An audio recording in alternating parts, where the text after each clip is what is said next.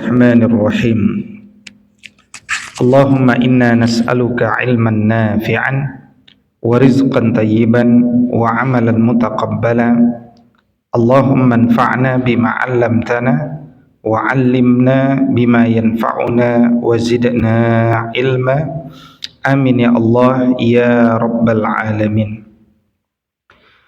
Hadirin wal hadirat, para perindu surga, para pecinta Rasul sallallahu alaihi wasallam, uhayyikum jami'an bi tahiyyatil islamil khalidah wa tahiyyatul islamis salam. Assalamu alaikum warahmatullahi wabarakatuh. Semoga kedamaian, rahmat Allah, berkahnya dicurahkan kepada sahabat semuanya. Alhamdulillahi rabbil alamin alladzi hadana lihada wa ma kunna linahtadiya laula an hadanallah. Asyhadu an la ilaha illallah wa asyhadu anna Muhammad Rasulullah. Allahumma fasalli wa sallim wa barik ala sayyidina Muhammad sayyidil mursalin wa ala alihi wa sahbihi ajma'in, amma ba'du. Alhamdulillah, pagi hari ini Allah masih berikan kembali kepada kita nikmat umur, dikembalikannya ruh kepada jasad, tentunya untuk kita bersyukur kepada Allah Subhanahu wa taala. Dan nikmat pagi setelah kita tidur dari malam hingga waktu subuh ini, maka marilah kita optimalkan pagi ini adalah waktu yang Allah berkahi, karena nabinya telah berdoa kepadanya, Allahumma barik li ummati fi bukuriha. Ya Allah, berkahilah umatku di pagi harinya. Maka di waktu pagi ini baik sekali kita mengisinya tidak tidur, tapi dengan mengisi bermunajat kepada Allah, berzikir, berniat i'tikaf di rumahnya Allah, mengangkat diri dengan ilmu dan berharap ditemani dengan ilmu dalam proses menuju jannah. Dan sebaik-baik ilmu adalah dari Al-Quranul Karim, dan Al-Quran itu bukan hanya diambil pahalanya dari membacanya, tapi ambillah makna kandungan dari dalamnya, dan itu merupakan kewajiban bagi kaum muslimin, sebagaimana Quran surat Sad surat 38 ayat ke-29 ketika Allah mengatakan, a'udzu billahi minasyaitonir rajim, kitabun anzalnahu ilaika mubarakun liyadabbaru ayatihi waliyatazakkara ulul albab. Kitab Al-Quran ini diturunkan kepadamu wahai Muhammad dengan penuh keberkahan untuk ditadabburi, ditazakkuri, sehingga engkau menjadi orang-orang yang cerdas akalnya. Dan orang-orang yang cerdas dalam akalnya itulah yang digelari Allah dalam Al-Quran dengan ulul albab, ulul absar, ulul nuha, yang juga di dalam hadis disebut al-kayyis atau al-aqyas. Hadirinul hadirat, kita sudah masuk pada rubuk yang ke-37 Quran surat An-Nisa ayat 88 hingga ayat 99 atau halaman 92 hingga 94, di mana secara umum rubuk ke-37 yang akan kita baca ini seakan-akan Allah mengangkat satu tema, yaitu al-jihadu sabiluna. Jihad itu adalah jalan hidup kita. Maka ish kariman au mut syahidan. Kalau kita hidup, hiduplah dengan cara yang mulia. Kalau mati, mati yang terbaik adalah mati sebagai syuhada.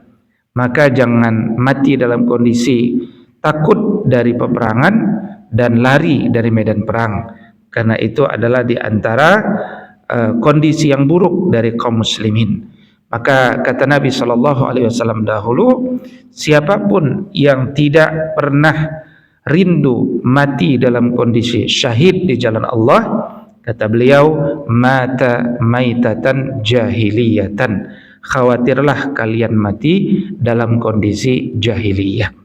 Maka setiap pagi, setiap petang, di antara rangkaian doa kita adalah Allahumma amitna ala syahadati fi sabilika. Ya Allah, ya, wafatkanlah kami syahid di jalanmu. Dan Allah berkehendak tentang bagaimana manusia itu syahid, ya. Yang jelas dengan kita berdoa kepada Allah, meskipun kita tidak wafat dalam kondisi syahid di medan perang, mudah-mudahan bersama niat kita mendapatkan pahala yang dekat. Dan itulah sebagaimana yang dialami oleh panglima perang besar, yaitu Khalid bin Al-Walid radhiyallahu taala anhu. Berapa puluh pertempuran yang beliau telah lakukan, tanda-tanda di punggungnya menegaskan hal itu. Tapi kalau Allah berkehendak beliau belum wafat di medan jihad, Khalid bin Al-Walid pun wafat di atas tempat tidur dengan penyakit seperti orang-orang yang telah berumur pada umumnya. Hadirin wal hadirat, ayat 88 hingga 91. Potongan dari rubuk ke-23 ini memberikan motivasi kepada kita semuanya. Fama lakum fil munafiqina fi'ataini wallahu arkasahum bima kasabu aturiduna an tahdu man adallallah wa may yudlilillah falan tajida lahu sabila. Jadi pada saat dahulu ayat ini turun menjelaskan tentang perang Uhud. Perang Uhud itu 1.000 orang melawan 3.000 orang. Tapi 1.000 lawan 3.000 saja itu jumlah yang sedikit. Berarti satu orang harus bisa mengalahkan 3 orang. Itu kalau bisa ngalahin semuanya, gitu kan? Nah, tapi Allah berkehendak Nabi kita diuji dengan sesuatu yang lebih berat lagi, yaitu seketika sudah hampir sampai di tengah medan perang, sepertiga dari 1.000 orang itu mundur dari medan perang. Itu disebut desersi dari medan perang. Dan mundur dari medan perang, ya, desersi ya, benar ya, mundur dari medan perang, ya, berarti sisa pasukan berapa? Sekitar tinggal 700 orang. Dan 300 orang ini adalah orang-orang yang berhasil dikompakin oleh Abdullah bin Ubay bin Salul, pimpinan munafikin di masa Nabi SAW. Ya, Abdullah bin Ubay bin Salul ini, kalau Nabi SAW lambat dikit saja pindah ke Yatsrib, ya, beliau sudah menjadi petinggi di wilayah Yatsrib. Tapi dengan masuknya Nabi ke wilayah itu, pupuslah harapan beliau jadi orang besar. Nah, itu memberikan satu kedengkian kepada Nabi SAW, meskipun dia seorang Yahudi, tahu betul tanda-tanda kenabian dan nyata betul Nabi ada di hadapannya. Tapi ternyata setelah mereka menjelaskan, mendapatkan ilmu yang jelas itu dan mendapatkan apa yang diharapkan, justru merekalah orang yang pertama kali menolak kenabian itu.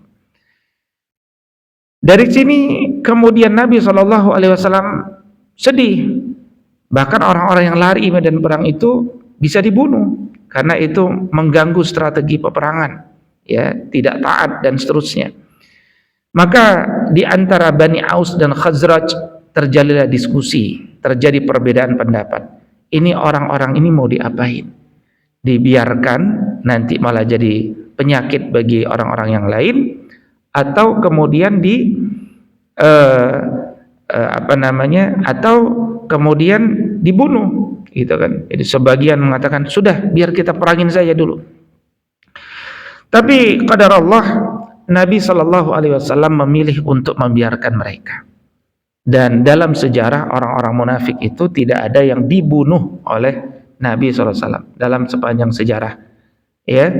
Dan tentu itu ada hikmah. Padahal kerjaan-kerjaan mereka itu membahayakan negeri kaum muslimin.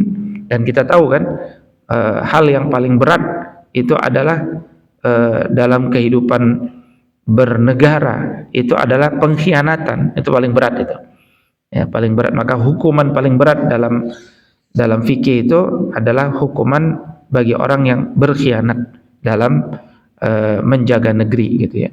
dan Nabi SAW memberikan hukuman yang berat tuh nanti, misalkan kepada Bani Quraidah, kepada seterusnya dan seterusnya. Ya, di antara hikmahnya kata para ulama adalah supaya sejarah tidak mencatat bahwa Nabi SAW telah membunuh sahabatnya. Kalau ditanya definisi sahabat itu apa? Adalah orang yang pernah bertemu dengan Nabi SAW, mengambil ilmu darinya. Ya, Abdullah bin Ubay bin Salul itu masuk kategori sahabat nggak?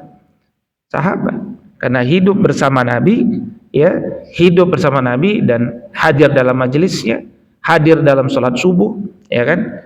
Jadi orang-orang Yahudi itu, kalau nanti kita ingat rubuk ke-23 yang sudah pernah kita bahas, ya, rubuk ke-23 itu Quran surat Ali Imran, ya, surat Ali Imran ayat, ya, surat Ali Imran ayat 62, ya, 63, 64. Itu bagaimana mereka punya skenario kalau subuh, salat subuh aja sama kaum muslimin, sepanjang siang terus bersama kaum muslimin, ya. Nanti kalau udah datang malam gelap, balik lagi ke kampungnya, balik lagi ke agamanya, dan kembali kepada agama asalnya, supaya ketika di siang hari orang semuanya menganggap Anda ini orang beriman kepada Allah. Nah, itu berarti orang itu belajar agama hanya untuk mengelabui orang lain. Nah, kira-kira agama apa yang mengajarkan untuk mengelabui orang lain, gitu kan? Kan nggak ada agama. Nah, maka orang yang seperti itulah yang disebut berada di dalam kesesatan, ya. Nah, maka hal tersebut diulangi lagi di dalam ayat ini, aturiduna an tahdu man adallallah. Jadi orang-orang yang lari dari medan perang itu, dia sudah berada di dalam kesesatan. Maka Allah bertanya kepada mereka melalui Nabi SAW, kepada mereka itu artinya kepada orang yang bertengkar, minal fi'ataini, di antara dua kelompok, aturiduna an tahdu man adallallah. Apakah kalian mau memberikan petunjuk kepada orang yang telah Allah sesatkan? Wa may yudlilillah falan tajida lahu sabila. Siapa yang Allah sudah sesatkan, dia tidak akan ketemu jalan keluarnya, ya. Orang yang telah disesatkan Allah Subhanahu wa taala itu seperti orang yang berada di dalam ruangan, kemudian listriknya mati, ya, jadi gelap, ya, gelap. Nah, orang yang dalam kegelapan itu tidak tahu jalan keluarnya gimana. Nah, itulah orang-orang yang berada fi zulumat. Makanya doa-doa orang-orang beriman itu apa? Allahumma alif baina qulubina wa aslih zata bainina wahdina subulas salam wa najjina minaz zulumati ilan nur. Ya, itu doa kita. Ya Allah, satukanlah hati-hati kami, berikanlah kami petunjuk, tunjukilah kami jalan-jalannya, ya. Wahdina wa aslih zata bainina, perbaikilah urusan-urusan kami dan selamatkanlah kami dari kegelapan menuju cahaya. Jadi meskipun jumlah Nabi tinggal 700 orang, 1000 aja ngelawan 3000 orang belum tentu menang. Apalagi kondisinya sekarang tinggal 700 orang, makin tidak mungkin menang. Nah, tapi dari sini kita belajar sejarah bahwa pertempuran kaum muslimin dengan non muslim itu jauh lebih sering jumlah muslim lebih sedikit, bahkan lebih sedikitnya kebangetan, banyaknya sedikitnya jomplang itu sering, ya.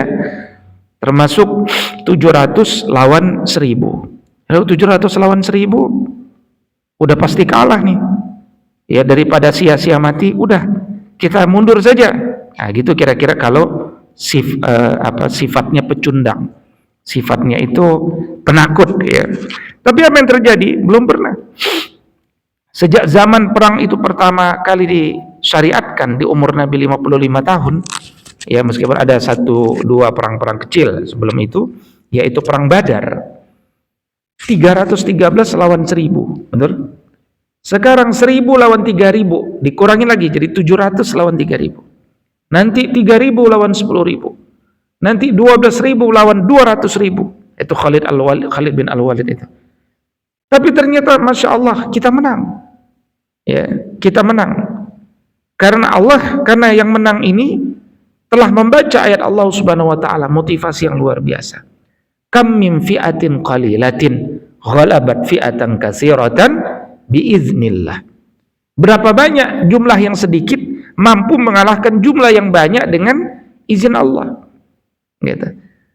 Jadi para pembaca Quran tuh dia punya knowledge, dia punya ilmu, dia punya motivasi dalam dirinya bahwa jumlah pejuang kebenaran itu pasti jumlahnya sedikit. Dan sedikit itu jangan lari dari medan perang, jangan tinggalkan rumah. Gitu. Kalau kita bicara Gaza, kalau kita ikuti nasihat para pecundang, ya mereka disuruh tinggalkan Gaza kosong. Kalau Gaza kosong, ya mereka masuk. Dan setelah masuk, semua orang Gaza ada di pengungsian. Ya kan? Semua orang ada di pengungsian. Dan itulah yang sekarang sedang direncanakan oleh Biden. Ya, Biden bilang keluarkan semua orang Gaza, ya, lulu lentakkan Gaza. Tapi setelah itu, wahai Benjamin, saya sudah nasihati Anda jangan tinggal di Gaza, Anda keluar lagi, ya kan? Nah, pertanyaannya sejak kapan yang namanya Benjamin nurut sama orang, gitu kan? Ya, bahkan sama Biden pun dia tak akan pernah mau nurut, gitu. Dan setelah pertempuran 49 hari, Masya Allah ya, kaum muslimin masih hadir di sana. Gaza belum berhasil dikuasai. Padahal secara hitung-hitungan, wah gampang itu. 3 hari Gaza udah bisa dikuasai itu. Dengan berbagai senjata-senjata militer hari ini. Minus nuklir ya. Minus nuklir. Jadi dengan izin Allah pertempuran masih berlanjut. Walhamdulillah. Sehingga banyak hal yang bisa dirusak dari negeri Zionis Israel ini. Nah, dari sini kita juga belajar definisi kesesatan, ya, bahwa orang yang sesat itu adalah orang yang tidak berada di jalan hidayah. Ya, orang yang sesat itu adalah orang yang tidak berada di jalan hidayah. Ya, makanya disebutkan aturiduna an tahdu man adallallah wa may yudlilillah falan tajida lahu sabila. Tapi juga bisa dimaknai bahwa lawan kesesatan itu adalah kebenaran. Karena Allah Subhanahu wa taala di ayat yang lain mengatakan famadza ba'dal haqqi illa dhalal. Apalagi sesudah kebenaran kecuali kesesatan. Jadi kalau orang itu sudah berada dalam kesesatan, dia jauh daripada kebenaran. Ya, maka makin lama dia akan berada dalam penyimpangan. Baik. Nah, karena itu ayat-ayat ini menjelaskan kepada kita semuanya untuk untuk mencintai perjuangan. Ya, untuk mencintai perjuangan. Waddu law takfuruna kama kafaru fatakununa sawaan fala tattakhidhu minhum awliya hatta yuhajiru fi sabilillah fa in tawallaw fakhudhuhum waqtuluhum haitsu wajadtumuhum wala tattakhidhu minhum waliyyan wala nasira. Ya. Jadi ayat ini harus dibaca secara lengkap.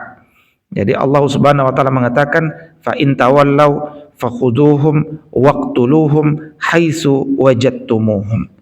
Ya, jadi kemanapun kalian bertemu musuh-musuh Allah Subhanahu wa taala itu, bunuh mereka, perangi mereka. Nah, tapi ayat ini berawal dari potongan sebelumnya. Selama mereka bergerak untuk memerangimu, berarti ada di medan perang.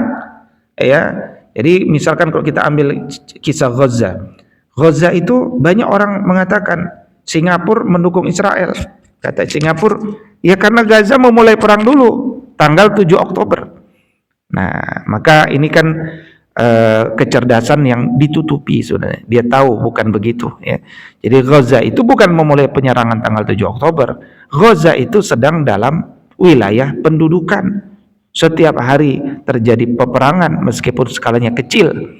Qadar Allah di tanggal 7 Oktober Gaza punya cadangan cukup banyak untuk dilesatkan. Nah, kira-kira begitu kan. Jadi selama ini sedikit dikumpulin. Nah, itu namanya strategi militer. Jadi ini sedang perang, bukan sedang damai. Ya, antara Gaza sama Palestina sedang sama Israel sedang perang. Ya, sedang perang. Maka ayat ini mengajarkan kepada kita, perangilah mereka yang memerangimu dengan kebersamaan orang-orang yang mencintai hijrah. Jadi semua orang-orang yang turut bersama Nabi SAW itu adalah orang-orang yang mencintai semangat hijrah. Sementara orang yang tidak pernah bicara hijrah, yang menjauhi hijrah, tidak mengenal apa hakikat hijrah, mereka lah orang-orang yang lari dari medan perang. Nah, ayat ini sejalan nanti dengan Quran surat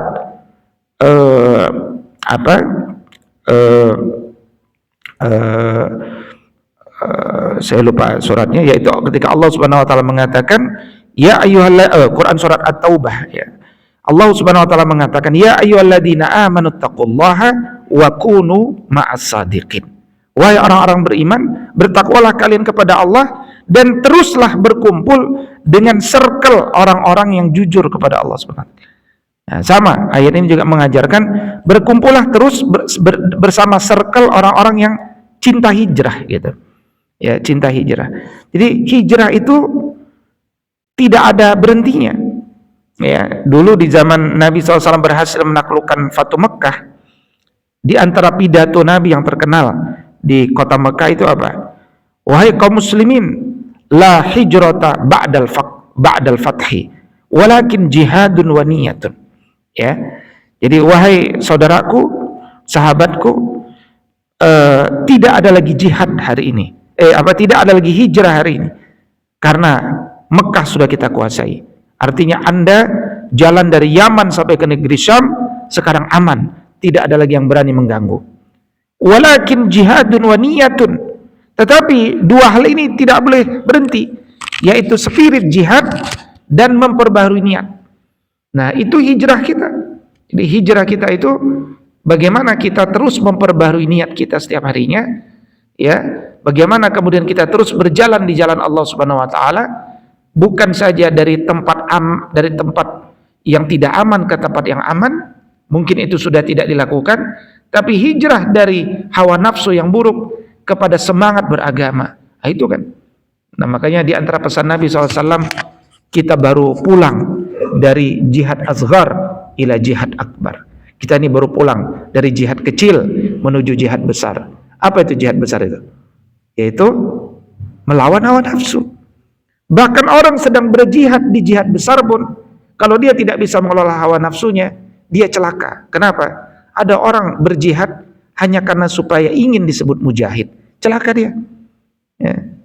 Dia sudah berdarah-darah, luka, banyak persoalan dalam tubuhnya, tapi ternyata niatnya hanya supaya digelari mujahid.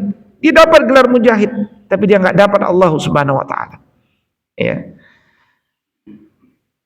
Maka Allah katakan, satajiduna akharina yuriduna ayyamanukum wa ya'manu qaumahum kullama ruddu ilal fitnah urkisu fiha fa in lam ya'tazilukum wa yulqu ilaikumus salam wa yakuffu aydiyahum fakhudhuhum waqtuluhum haitsu saqiftumuhum wa ulaikum ja'alna lakum alaihim sultanan mubina. Jadi yang namanya jihad itu, ya, pelajaran besarnya adalah yang namanya jihad itu membuat hidup ini kembali bebas beragama. Ya, kembali bebas. Itu jihad, itu tujuan. Makanya sepanjang sejarah ini teori, nanti dibenarkan dengan sejarah peradaban. Dimanapun kaum muslimin berhasil ya menguasai satu negeri, maka di setiap negeri tersebut pasti terjadi kebebasan beragama. Termasuk di Palestina. Ya, Palestina itu sejak tahun 638 Masehi, ya kan? Sejak tahun 638 Masehi itu Yahudi, Nasrani, ya kan? Islam itu berada dalam perdamaian. Dan ya biasa bersahabat, ya kan? Bahkan orang Yahudi diberikan tugas-tugas mulia, menerjemahkan kitab-kitab Yunani, diberikan tugas-tugas bendaharawan, saintis, matematikawan, dan seterusnya. Nah, itu orang-orang Yahudi. Ya, diberikan tugas luar biasa, mulia. Orang Nasrani sama, tidak ada masalah selama ini. Ya. Baru setelah muncul Zionis lah orang Yahudi kalau lewat Nasrani wajib meludah, ya kan? Kalau orang Yahudi ngelihat orang Nasrani pakai salib disuruh buka, ya, maka tidak terjadi kebebasan beragama. Yang terjadi adalah diskriminasi dalam beragama. Itu kenapa? Karena jihad sedang kalah. Kalau jihad sedang menang, di negeri itu pasti terjadi kebebasan beragama. Contoh lain, Andalusia Spanyol terjadi kebebasan beragama ratusan tahun, ya, ratusan tahun. Tapi begitu kaum muslimin gagal kalah, pada saat itulah kemudian, ya, seluruh negeri Andalusia wajib bersih dari agama selain Kristen. Nah, itu sejarah mencatat itu. Ya, bahkan ibu-ibu harus dipisahkan dari anak-anak harus tumbuh di Spanyol, menjadi pasukan-pasukan Kristen di masa depan, gitu kan? Dan itu tercatat dalam buku-buku ensiklopedia. Ya, tapi alhamdulillah dalam perang Gaza ini Spanyol mendukung Palestina. Ya, Spanyol mendukung Palestina. Itu semua dengan izin Allah Subhanahu Wa Taala. Jadi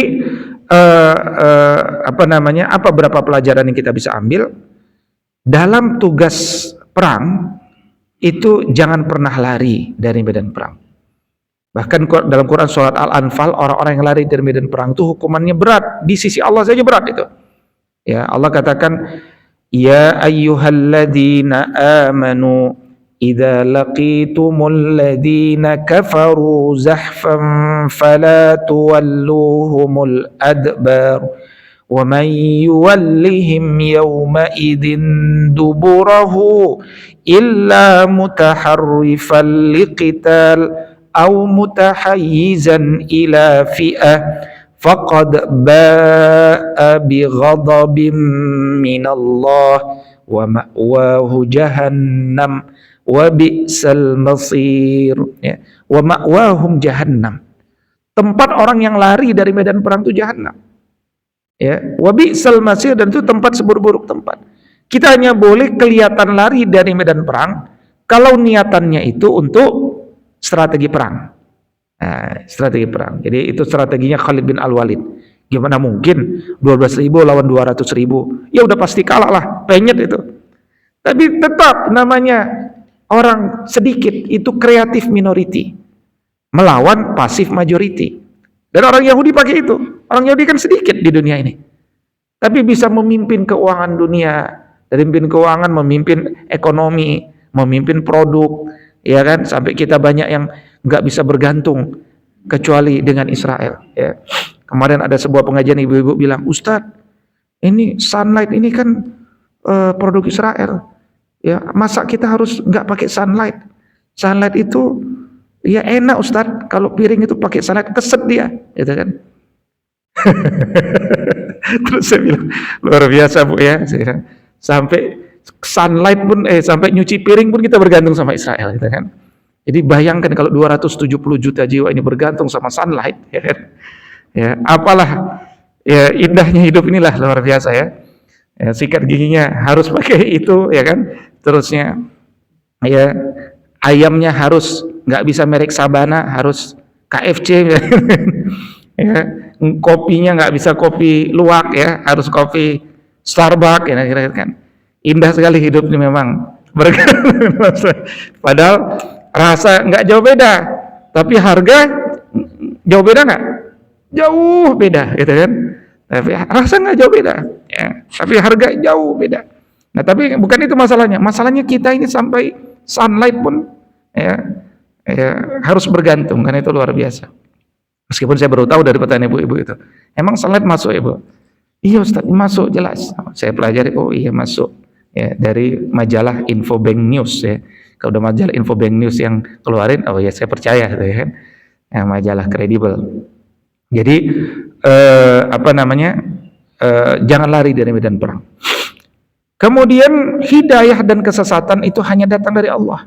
Kalau orang sudah diberikan hidayah, nah makanya salah satu awalan dari ceramah Nabi itu kan innal hamdalillah nahmadu wa nasta'inu wa nastaghfiru wa na'udzu billahi min syururi anfusina wa min sayyiati a'malina man yahdillahu fala mudhillalah wa may yudlil fala hadiyalah. Jadi setiap ceramah itu Nabi sudah ingatkan kalau orang diberikan kesesatan enggak ada bisa lagi ngasih dia petunjuk. Kalau orang udah dikasih petunjuk enggak ada lagi yang bisa nyesatin dia gitu. Coba siapa yang bisa nyesatin orang-orang Hamas supaya nyerah? Nggak ada, karena dia udah dapat petunjuk gitu kan. Ya, tapi kalau orang sudah dapat kesesatan, siapa yang ngasih petunjuk? Ya. Kalau di Yahudi ini ada orang Yahudi, ya kan ada disebut Yahudi pesek kalau di Indonesia kan. Yahudi pesek. Jadi orang Yahudi pesek itu mendukung Yahudi, padahal orang Yahudi di sana pasti nggak dukung dia. Kenapa? Karena dia pesek gitu kan. Ya, kalau orang Yahudi itu bertingkat-tingkat. Ya, kalau kan mereka buat jaringan tuh namanya Lions Club, Rotary Club gitu ya.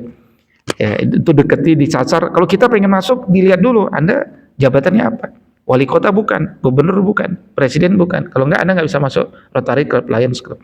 Itu nanti dibaiat masuk pada lingkaran nomor berapa. Nah, itu Yahudi itu buat kasta-kasta. Ya minimal seingat saya kasta 1 sampai kasta 40 tuh Yahudi. Ya, orang-orang yang punya jabatan itu masuk di bawahnya. Jadi mereka nggak akan pernah masuk ke atas sana meskipun mereka membela Yahudi. Ya, karena mereka memang baca kitab yang isinya Anda semua itu bukan manusia, gitu kan? Anda semua itu hadir untuk melayani kami. Ya, jadi udah doktrin sejak kecil itu doktrin kebencian, doktrin diskriminasi ras, gitu ya. Jadi mereka bicara Holocaust bahwa Hitler tidak suka dengan dia karena ada 6 juta akhirnya dimasukkan dalam ruangan, ya kan? Meskipun ruangannya setelah dicek nggak muat itu 6 juta, orang nggak sebesar itu gitu kan. Tapi kata mereka muat itu 6 juta gitu kan. Itu kan khayalan, ya khayalan Holocaust namanya. Jadi tak mungkin Hitler membunuh sampai 6 juta orang. Jumlah mereka Yahudi di masa itu saja, ya kalau dikumpulin dari seluruh dunia itu cuma 8 juta, ya kan. Jadi, jumlah Yahudi di zaman itu kalau menurut data statistik. Ya, terus dia bilang di Jerman telah terbunuh 6 juta. Holocaust itu kan tidak sesuai dengan data fakta. Ruangannya aja nggak sebesar itu, gitu kan. Bahwa Hitler membunuh Yahudi, ya, tapi tidak dibesarkan sebesar itu. Ya, mereka lari karena merasa mendapatkan diskriminasi, tapi mereka melakukan diskriminasi, gitu kan, hari ini. Nah, makanya dunia itu menolak mereka karena seperti itu. Baik, berikutnya, wa ma kana lil mu'min an yaqtula mu'minan illa khata'a. Wa man qatala mu'minan khata'a fatahriru raqabatin mu'minatin wa diyatun musallama ila ahlihi illa an yasaddaqu fa in kana min qaumin aduwwin lakum wa huwa mu'min fatahriru raqabatin mu'minatin wa in kana min qaumin bainakum wa bainahum mitsaq fadiyatun musallamatun ila ahlihi wa tahrir raqabatin mu'minatin faman lam yajid fasiyamu syahraini mutatabi'aini taubatan minallahi wa kana Allahu aliman hakima wa may yaqtul mu'mina muta'ammidan fajaza'u jahannam khalidan fiha wa ghadiballahu alaihi wa la'anahu wa 'adda lahu 'adzaban 'azima. Jadi ayat ini mengatakan betapa mahalnya darah. Darah itu mahal. Ya, makanya Nabi SAW itu ya ketika mendengar ada seorang wanita di pasar Yahudi jilbabnya disangkutin di paku sehingga ketika wanita itu berjalan ya jilbabnya ketarik dan auratnya terbuka, ya itu saja sudah kehormatan kaum muslimin yang luar biasa. Dikirim tuh langsung pasukan ke sana, ya kan, dikirim pasukan ke sana. Nah, maka Allah mengatakan darah orang-orang beriman itu mahal. Mahal itu artinya apa? Jangan mudah kita membunuh orang. Dalam syariat Islam itu pembunuhan hanya dibolehkan pada 2 tempat. Pembunuhan itu hanya dibolehkan dalam 2 tempat. Satu di mana? Di mana boleh bunuh orang? Satu, di medan pertempuran. Karena medan pertempuran kan medan pembunuhan kan. Yang kedua, di mana boleh bunuh orang? Di pengadilan. Pengadilan boleh kan bunuh orang kan? Ya, Anda dihukum dibunuh, gitu kan? Bahasanya dihukum mati. ada dihukum mati. Kalau di Amerika dihukum mati dengan kursi listrik, gitu kan? Kalau kita enggak tidak suka dengan kursi listrik karena itu kursi listrik itu membuat orang mati lama. Ya, kalau kita ingin mati, matilah buatlah dia mati dengan tanpa tersiksa. Dan yang tanpa tersiksa itu adalah dengan pemenggalan. Ya, dan makanya pemenggalan itu dilakukan oleh berbagai negara dalam sejarah peradaban. Ya, semua. Kenapa? Karena itu lebih cepat. Ya, lebih cepat. Tidak menyakiti, ya. Dan nah, maka kaum muslimin tidak boleh, ya, orang non muslim saja tidak boleh dibunuh sembarangan, ya. Makanya membunuh manusia itu cuma dua, yaitu di medan perang dan kalau dia hakim menetapkan fatwa supaya manusia itu mati. Nah, maka dia bergerak atas nama Allah berarti di sana. Wa may yaqtul mu'mina muta'ammidan, siapa yang membunuh orang dengan betul-betul sengaja, ya, maka fajazauhu jahannam, balasan itu jahannam, khalidan fiha, maka dia kekal di dalamnya, wa ghadiballahu alaihi, ya, Allah memurka kepadanya, wa la'anahu, Allah melaknatnya, wa a'adda lahu adzaban azima, disiapkan azab yang pedih baginya. Banyak ya. Kan padahal Allah kalau bilang walahu adzaban azima itu kan udah cukup ya. Udah cukup ya. Tapi sampai Allah mengatakan apa itu? Fajazau jahannam. Satu, ya kan? Jahannamnya udah mengerikan itu. Khalidan fiha. Dua. Wa ghadiballahu alaihi, Allah murka dengan dia. Tiga. Wa la'anahu, Allah laknat dia. Empat. Wa'adda lahu 'adzaban 'azima, disiapkan azab. 5. Jadi orang tuh nggak boleh sembarangan. Ini gara-gara mobil dipepet di jalan tol, kita keluar bawa besi, ya kan? Ini itu besi mau diapain? Mau dipukul ke kepala, ya kan? Berarti kita mau bunuh orang dong. Ya kan? Ada orang nyuri ada orang nyuri kotak infak masjid. Udah kita ingkat, kita taruh ban, disuruh ambil minyak. Mau diapain itu? Dibakar, gitu kan? Ya, kadang-kadang kita ini punya sifat-sifat syaitonia, ya, ingin membakar orang, ingin membunuh orang, ya, dan seterusnya. Ayat ini mengingatkan kepada kita, marah boleh marah, tapi jangan sampai motifnya membunuh, ya, karena membunuh yang dibolehkan itu di medan perang, bukan di medan jalan tol. Itu jalan tol bunuh orang, ya. Lebih pecundang lagi kalau ada orang aparat bersenjata membunuh orang yang tidak bersenjata di jalan tol. Terus jalan tolnya kilometernya hilang sekarang. Ya. Bukan hanya kasus hilang, kilometernya pun hilang sekarang. Ya, itu pertanggungjawaban yang besar itu. Ya, dan semua pemimpin negeri yang terlibat dan itu bertanggung jawab kepada Allah Subhanahu wa taala. Enggak selesai itu. Kasusnya enggak selesai. Ya, dia harusnya sampai pada akarnya. Jadi kita ini harus merawat, marah boleh marah, tapi ujungnya jangan pembunuhan. Nah, buktinya apa? Setelah terbunuh baru dia bingung, ya kan? Saya menyesal. Penyesalan itu muncul belakangan.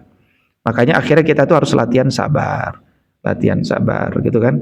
Sekarang ini hati-hati. Ekonomi ini kayak sedang turun. Karena ekonomi turun, manusia banyak yang stres. Manusia banyak stres, itu gampang marah, ya. Jalan tol gampang marah, itu ciri-ciri masyarakat sedang stres. Berarti ekonomi sedang turun tuh. Jadi kalau kelihatan masyarakat banyak marah di jalan tol, itu ciri sebuah negeri ekonomi sedang turun. Gitu kan? Ada hubungannya nggak? Ada. Ya. Kalau di negeri maju, jangankan klakson, ya, mengklakson aja orang malu gitu. Ya. Orang jalan macet tuh, dia nggak mau klakson. Kalau kita kan nggak nyaman kalau nggak diklakson, gitu kan. Nggak nyaman. Kalau ditanya, ya nggak apa-apa, kan klakson fungsi apa dibunyiin, gitu. Oh iya betul juga, gitu kan. Jadi tidak sabaran, ya, tidak sabaran. Tapi kalau akhirnya pun kita membunuh orang, maka jawabannya kisos, mati dibalas dengan mati, kecuali keluarganya memaafkan. Nah, keluarga yang memaafkan diminta apa balasannya? Oke, saya mau minta bayar diat. Diatnya berapa? Diatnya sekian. Oh, uangnya nggak ada. Tapi kalau dia ridho, boleh nggak saya ganti dengan puasa 2 bulan berturut-turut? Silakan, kalau memang diizinkan, gitu kan? Nah, Islam tuh memberikan pelajaran luar biasa. Di Amerika tuh ada seorang Asia Muslim, ya, anaknya dibunuh oleh seorang kulit hitam. Ketika di pengadilan, akhirnya dia katakan, Pak Hakim, saya hari ini maafkan orang ini. Kenapa dimaafkan? Ya percuma juga, anak saya sudah mati. Mudah-mudahan dengan saya maafkan dia menjadi orang baik. Itu kejadian tuh 2 tahun lalu kan di Amerika. Videonya tersebar, mereka pelukan. Itulah luar biasanya Islam tuh. Kalau memang dendam, kalau memang dia bisa maafkan, itu lebih baik. Tapi kalau dia minta kisos, itu juga boleh.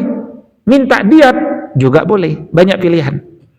Nah, kalau kita ingat kisah peracunan atau kisah meracuni siapa? Nabi Muhammad SAW. Nabi pernah diracun kan?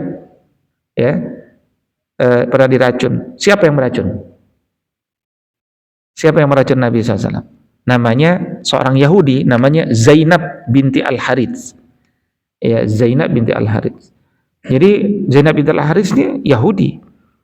Kemudian dia udah biasa ngasih makan Nabi dan seterusnya. Buatin makan oleh orang-orang. Suatu ketika Nabi dibuatin masakan, dan masakan yang Nabi sukai, kalau kita baca kitab Asy-Syama'il, itu adalah kaki kambing bagian depan. Nah, itu diantara bagian yang Nabi sukai itu adalah kaki kambing bagian depan.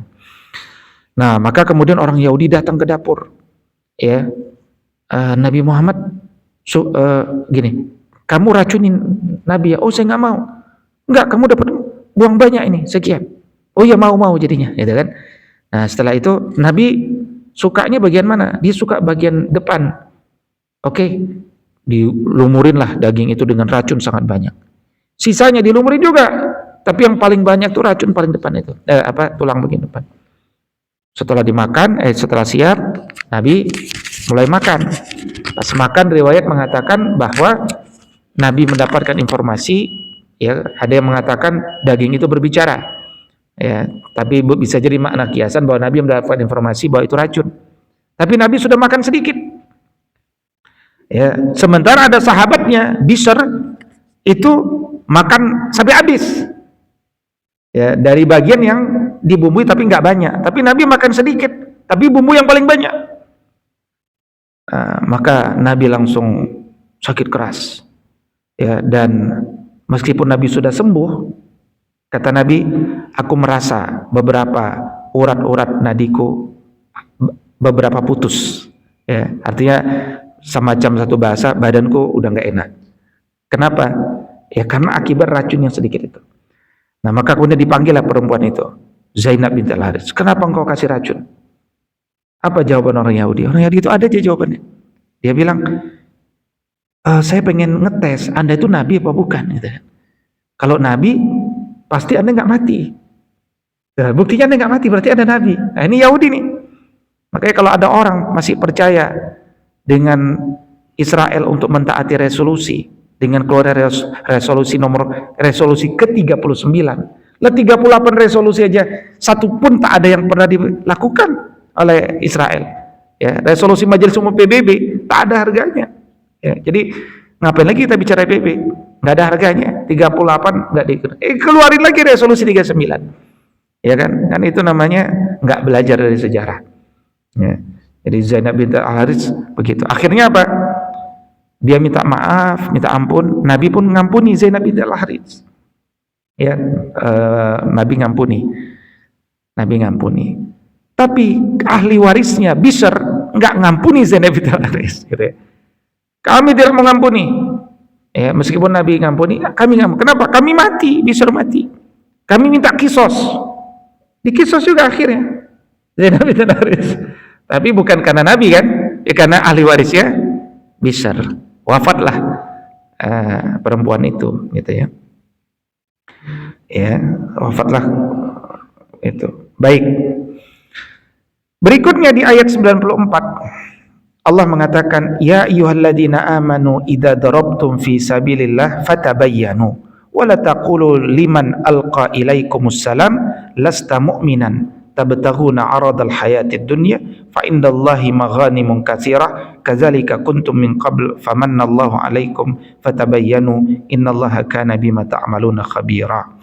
Ya, jadi Allah dengan terdapat 89 kalimat yang diawali dengan ya ayyuhalladzina amanu. Salah satu ayat ini.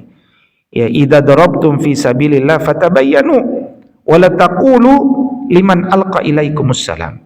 Ya, jadi selalu kita ini kalau diganggu manusia itu tabayyun. Ya, kita ini jangan bermudah-mudah dalam membunuh manusia. Juga Allah ajarkan kepada kita jangan nodai perjuangan suci bahkan seperti jihad ini dengan nilai niat-niat yang sedikit.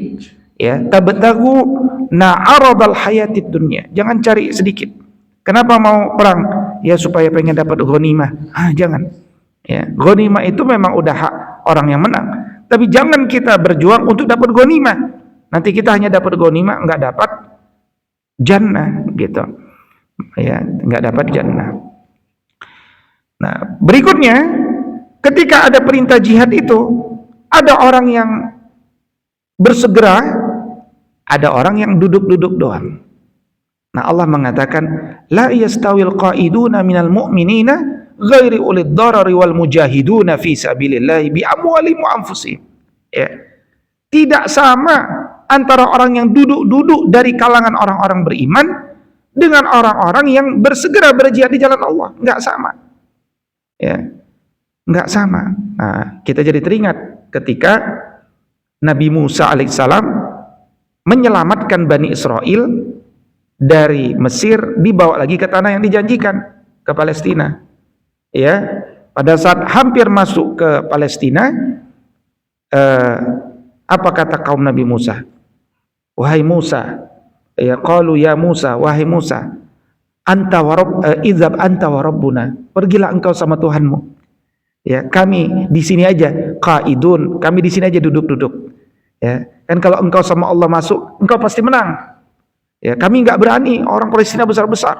Kami duduk-duduk ajalah di sini, kata mereka. Nah, maka sama. La yastawil qaiduna minal mu'minin. Enggak sama orang yang duduk-duduk saja dengan orang yang berjihad. Ya, maka ayat ini mengajarkan supaya apa? Supaya mengejar ya jihad itu, karena faddalallahul mujahidina bi amwalihim wa anfusihim 'alal qaidin darajatan. Ya, orang yang berjihad itu diberikan derajat yang lebih tinggi dari sekadar orang-orang yang duduk-duduk saja. Wa kullan wa'adallahul husna wa faddalallahul mujahidina 'alal qaidina ajran 'azimah. Ya, Allah akan janjikan kebaikan, Allah akan berikan balasan yang besar. Darajatim minhu, bahkan bukan hanya satu derajat, derajat yang banyak. Wa maghfiratan, dia dapat ampunan Allah. Wa rahmatan, dia dapat rahmat. Wa kana Allahu ghafurur rahima, dan Allah Maha Pengampun lagi Maha Penyayang. Ya. Dan bumi Gaza itu luar biasa. Kalau kita lihat perang sebelumnya, itu antara yang terbunuh sama yang terlahir, lebih banyak yang terlahir. Dan gennya orang-orang Gaza itu sebagian adalah gen kembar. Dan kembar itu bahkan bisa kembar 9. Ya. Di Gaza itu bisa kembar 2, 3, 4, 5, 6, 7, 8. Bisa kembar 9. Makanya kalau begitu caranya, mati sedikit, berlipat ganda. Itu benar-benar patah satu tumbuh 1000 itu ada di Gaza itu. Ya, kayak sekarang nih, catat aja. Sekarang sudah terbunuh 4000 anak-anak. Ya kan? Sudah terbunuh 4000 anak-anak. Coba lihat nanti dalam kurun waktu 3 tahun ke depan berapa anak-anak yang akan terlahir. Itu bisa berlipat ganda dari 4000 itu. Ya, jadi itu cara Allah membuat perjuangan itu tak pernah mati. Tapi bagi orang Israel yang diserang sekarang siapa? Anak-anak. Karena dia tahu, penelitian itu dia tahu. Dia harus bunuh anak-anak sekarang. Dia harus bunuh ibu-ibunya juga sekalian. Makanya berapa banyak wanita hamil dibunuhin dengan sengaja. Kenapa? Ya karena itu akan jadi calon. Ya sama seperti Fir'aun di masa dulu kan. Ya, Fir'aun kan yang dia bunuhin anak laki-laki. Nanti kalau anak laki-laki ngancurin saya nih. Jadi kalap itu orang sudah stres, Akhirnya semua pun dibunuhin. Rumah sakit dihancurkan karena rumah sakit tempat berlindungnya anak-anak, tempat kelahirannya ibu-ibu. Gitu. Nah, dari ayat ini kita belajar satu apa? Jihad itu bisa dengan harta juga dengan jiwa. Jihad itu adalah amalan yang akan membuat kita dipanggil Allah sebagai mujahidin. Dan yang ketiga adalah bahwa jihad itu wajib. Tapi syariat Islam itu juga mengenal uzur. Di antara jihad itu adalah dia harus minta izin dari orang tua. Kalau orang tuanya nggak ngizinin, belum boleh berjihad. Nah, dulu Sayyidina Utsman ketika mau berjihad, istrinya atau anaknya Nabi sakit. Kata Nabi, nggak ada yang ngurus dia. Anda suami, nggak usah ikut jihad. Saya tugaskan Anda jaga istri yang sedang sakit keras. Nah, sosok seperti Utsman, kalau enggak dilarang Nabi jihad, dia pasti jihad, pasti itu. Tapi ketika Nabi perintahkan jangan jihad karena ada uzur, dia taat, dia ikut. Nah, orang-orang yang akhirnya dihukumi oleh ulama fikih, orang-orang yang tidak bisa berangkat jihad karena uzur, orang itu tetap dapat pahala jihad. Nah, sama seperti misalkan antum tiap hari sholat subuh. Nah, ini nanti kiasnya. Antum tiap hari sholat subuh, pasti sholat subuh. Kecuali antum kesiangan, ketiduran, dan seterusnya. Antum dapat pahala sholat subuh nggak? Dapat pahala sholat subuh. Itu indahnya Islam itu. Ya, selama sholat subuh itu sudah menjadi kebiasaan kita. Suatu ketika qadar Allah kita nggak bisa sholat subuh. Kenapa? Kesiangan, ya, atau ketiduran, atau sakit keras. Nah, maka ihfazillah yahfazka. Jaga Allah ketika kita sehat, Allah akan jaga kita ketika kita sakit. Apa maksud Allah jaga kita? Allah tetap kasih kita pahala, gitu.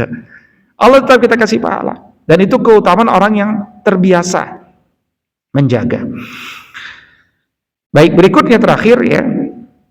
Nah, Allah mengatakan innal ladzina tawaffahumul malaikatu zalimi anfusihim qalu fima kuntum qalu kunna mustad'afina fil ardi qalu alam takun ardullahi wasi'atan fatuhajiru fiha faulaika ma'wahum jahannam wa sa'at masira. Hati-hati, sesungguhnya orang-orang yang dia diwafatkan malaikat dalam kondisi sedang menzolimi dirinya.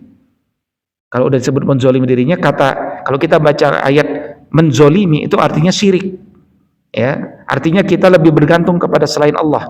Kalau kita wafat dalam kondisi bergantung kepada selain Allah, maka jangan lagi kalian beralasan nanti kepada Allah, ya Allah kami ini orang yang lemah di dunia, kami ini orang yang tak sanggup melakukan ini dan itu dan seterusnya, ya, kami ini nggak bisa pindah dari tempat itu, kami ini nggak bisa melakukan itu. Apa kata Allah?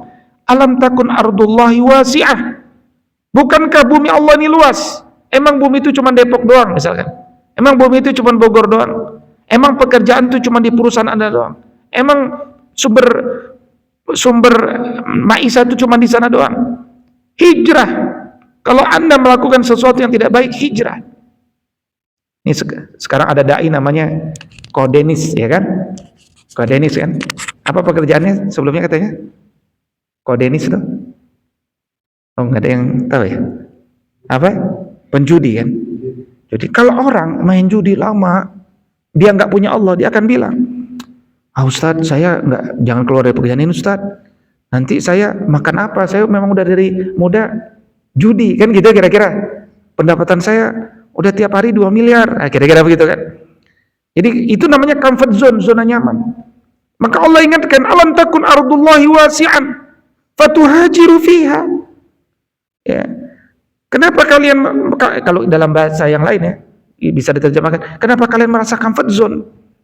Bumi Allah ini luas, hijrahlah kalian ke bumi Allah yang luas ini. Makanya kemudian ini nanti di rubuk yang ke berikutnya, Allah katakan wa may yuhajir fi sabilillah. Siapa yang akhirnya dia memilih jalan hijrah di jalan Allah, yajid fil ardi muraghaman katsira wa sa'a. dia akan dapatin, oh ternyata sumber rezeki itu banyak ya. Ternyata bumi Allah itu luas ya, tidak sesempit saya kira. Anda yang kemudian mempersempit sumber rezeki itu sendiri. Ya, maka tugas kita setelah hijrah itu apa? Terus bergerak, terus bergerak. Ya, terus bergerak. Saya ada, kita punya saudara ya di jalan Allah yang bulan Februari kemarin mundur dari sebuah departemen. Dia bilang, Ustadz, saya sambil nangis, dia bilang, saya mau mundur dari departemen. Kenapa? Kalau saya nggak mundur, udah pasti masuk neraka nih Ustaz. Kan? Minimal ketangkep KPK.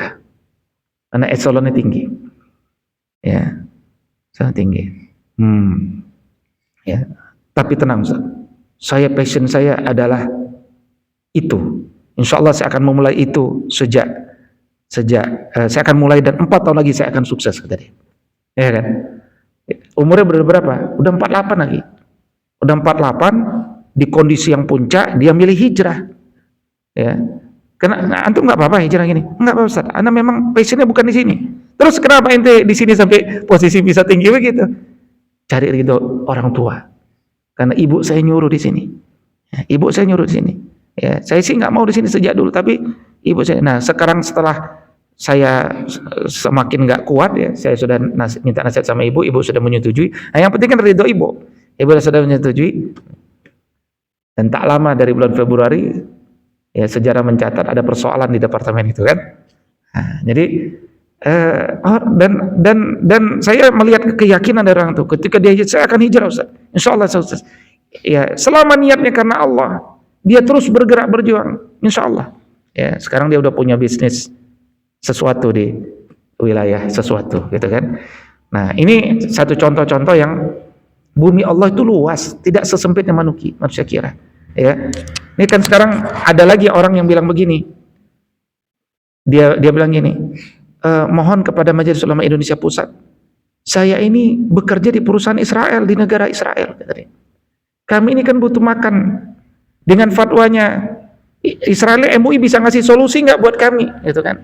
Nah, ini kan mungkin terjadi sama sahabat semuanya, ya. Mungkin terjadi kepada sahabat semuanya.